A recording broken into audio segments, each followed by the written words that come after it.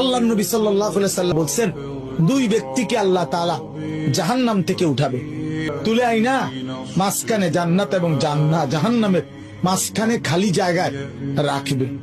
রাখবার পরে মানে বসাইবার পরে, একবারে হাদিস এটা, বসাইবার পরে আল্লাহ আবার বলবে ওই দুইজনকে, যাও জাহান্নামে আবার ঝাঁপ দাও, মানে আবার যাও জাহান্নামে যাও।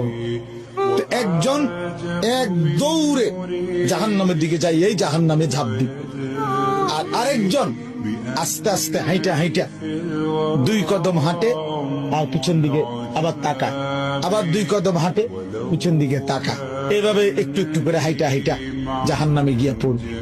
তো আল্লাহ তাআলা আবার দুইজনকে উঠাবে, এই দুইজনকে উঠাইয়া প্রথম জনরে বলবে, তুমি এরকম দৌড় দিয়া জাহান্নামে পড়ে গেলা কেন? সে বলবে, মাওলা জীবন ভর আমি আপনার নাফরমানি করেছি, আপনার কথা মানি নাই বলেই তো আমি জাহান্নামী হয়েছি।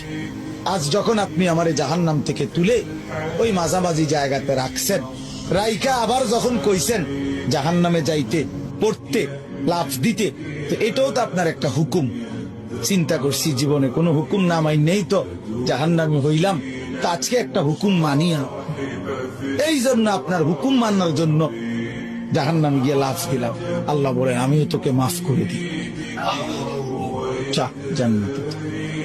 এইবার আল্লাহ তাআলা বলবে দ্বিতীয় জনকে, তুমি এরকম করলা, তুমি কি তা জানে কিসের ভিতরে কি চাইলে?